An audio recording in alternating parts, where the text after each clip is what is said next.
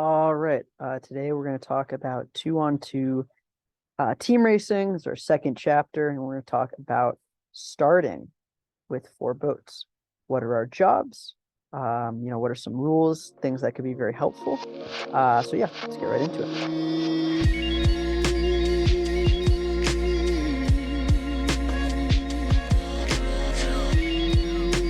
So there's kind of two types of starts in team racing that people have kind of settled on.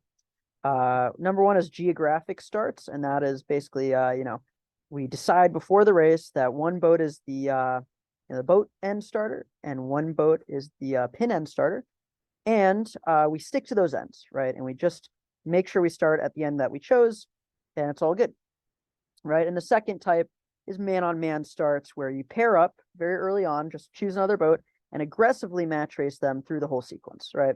And what most teams have settled on today is something called, hybrid, which is basically that you figure out based on, there's some spacing rules I'm going to teach you, that you, based on who you think is going to be the opponent's boat starter and who you think is going to be the opponent's pin starter, we pair up with that person starting at the same end as us, and then we aggressively match race them, right? So that is what I would recommend. Now, number one, just as a rule of thumb, we got to know our ley lines, right? And so we got to get out first, and we got to start by finding the ley line, for the pin starter, finding the pin ley line, for the boat starter, finding the boat ley line. And we do a few approaches because obviously, the wind can shift, right? The wind can go right and just change all our ley lines. The wind can go left, change all our ley lines. So it's really important that we know, what are our ley lines in each wind shift. So now I will show you the start box and kind of how we divide it. When we do 3v3, there's also a middle starter, but this is just to make things as simple as humanly possible, right? The boat starter, all this area belongs to them, right? When we're going for our approach, and the pin starter, all this area belongs to them. Now, very important, teammates should not cross their teammates vertically, right? So the boat starter should always be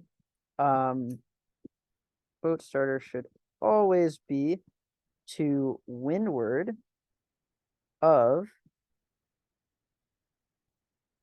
pin starter, okay, on their team, right?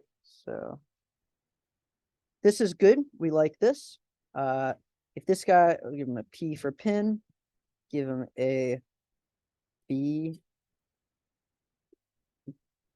boat and pin. If the pin boat is above the boat, the pin starter is above the boat starter, that is against our kind of rules. These rules are very important to keep us from kind of getting tangled up. And so we really need to make sure we're here. This is fine. This is fine. This is not so great. But the boat starter should always kind of be ahead of the pin starter and to leeward of the pin starter. If they're on the same ladder rung, not so great, right? So have that. Now let's talk about the waiting room. So before the start, at kind of 3 minutes, we are going to have a team meeting on port to the right of the boat. Okay, so we'll be here. This is our waiting room, right? At 3 minutes, we're just gonna, confirm, oh, I think that the left's good, whatever, final check-in. That's what we're gonna do. We're not allowed to team race in sailing until we get the 2-minute gun, right? At the 3 minutes, we can't really race against each other. So the pin boat is to, going to be to windward of the boat, and the boat's going to kind of peel out, and, they may go, do one more approach at the boat. So, pin boat will head down, boat might jibe around and just do one more ley line check before 2 minutes. So go check the ley line, tack around, and, come back down. And now we are seeking out our pairs. So at 2 minutes, we pair up, right? So obviously the other team is going to have someone else who is assigned to start at the boat, or they should. and the other team is going to have someone else that is assigned to start at the pin, right? So we want to find them. And what we want to eventually do is the pin boat wants to push their pair this way, and the boat wants to delay that and kind of push that way, right? So we're going to pair up, find them. They're going to jibe around, and start heading towards the start line. And we are going to decide either to lead or to push. Oftentimes, as the pin boat, as a rule of thumb, pin boat, try and push. Okay. For the simple reason that there's so many wonderful things that can happen when we're pushing as the pin boat, right? Number one, one opponent OCS. Number two, opponent stuck in the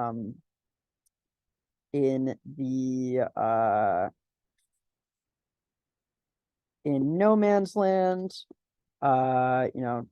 Opponent doesn't make pin, like awesome, great things. So we really want, if we're the red team, to kind of push our opponent in.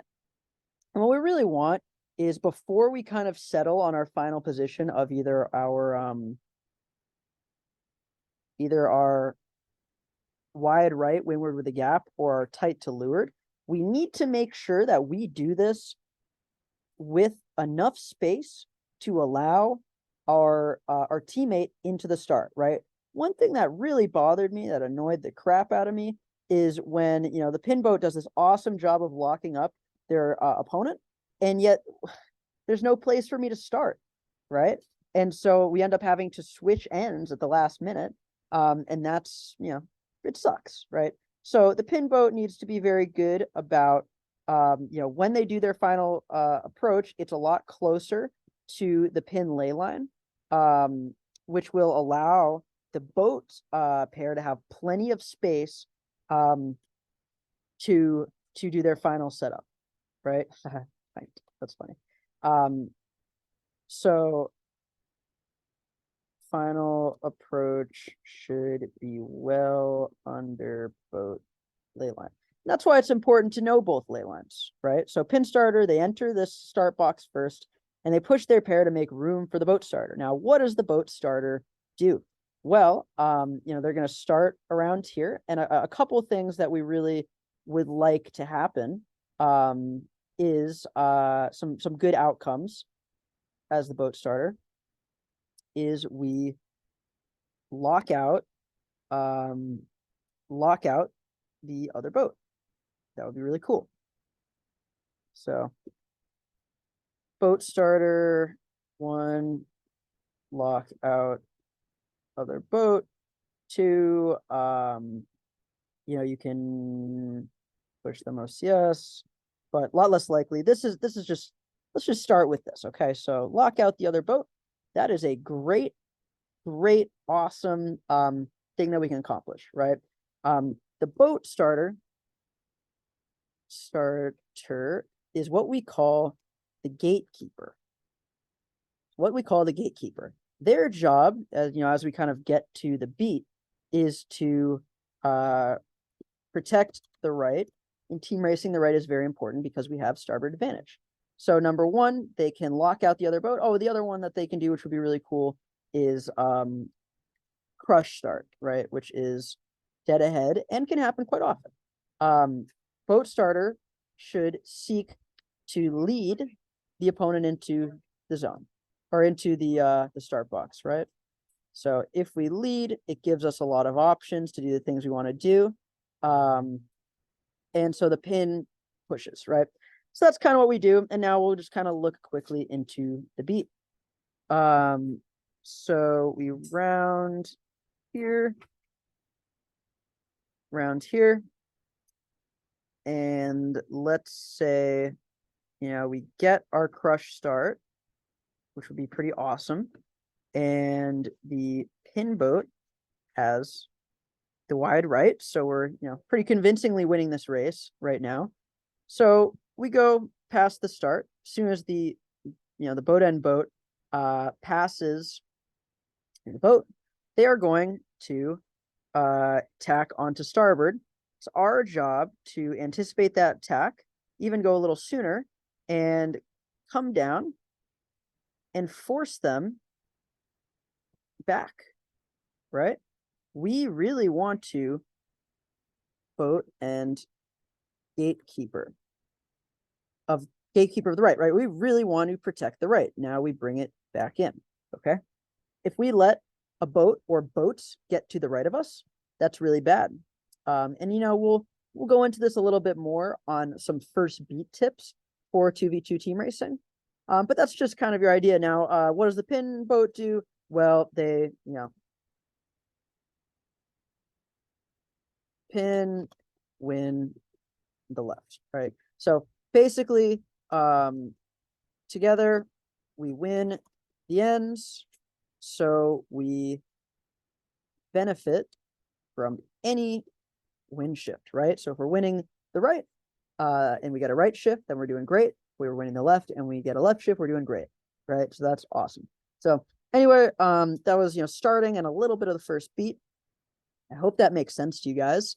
And I may post some example film at some point to make this a little bit more palatable for you guys and easier to understand. So thank you guys so much for watching, and I hope to see you in the next one. Bye-bye.